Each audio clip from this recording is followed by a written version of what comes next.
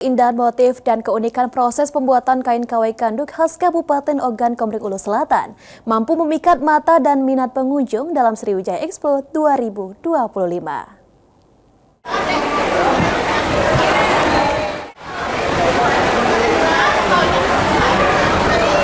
Kain kawai kanduk, kain khas dari Kabupaten Oku Selatan yang mencuri perhatian lewat keindahan motif serta proses pembuatannya di gelaran Sriwijaya Expo tahun 2025.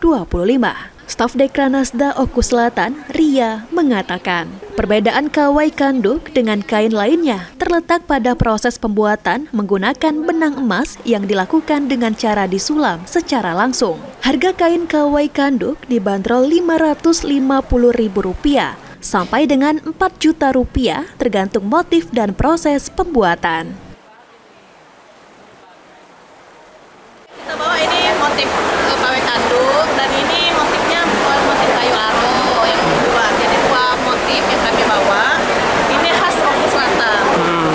Mungkin Bu sedikit bisa dijelaskan terkait dengan kain kawai kanduk ini, Bu ya? Kawai kanduk ini memang itu khas Oku Selatan dan sudah dihakikan, memang sudah menjadi ciri khas Oku Selatan. Sementara itu, salah satu pengunjung, Juwita, mengaku sengaja datang ke Sriwijaya Expo untuk melihat atau mengunjungi stan-stan yang ada, terutama yang menjual kain songket dari setiap daerah. Meski begitu, harga untuk kain cukup mahal, sehingga diharap ke depan dapat lebih murah untuk pengunjung. Sengaja udah kesini, khusus.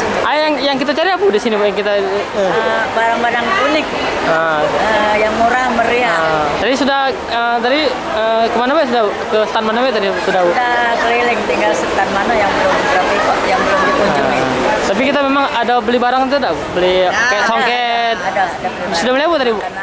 Gelaran Sriwijaya Expo menghadirkan ratusan stan dari berbagai kabupaten dan kota di Sumatera Selatan. Tidak hanya jadi ajang promosi, pameran ini juga menjadi ruang apresiasi bagi produk kreatif daerah untuk menembus pasar yang lebih luas. Ilham Wahyudi, PAUL TV.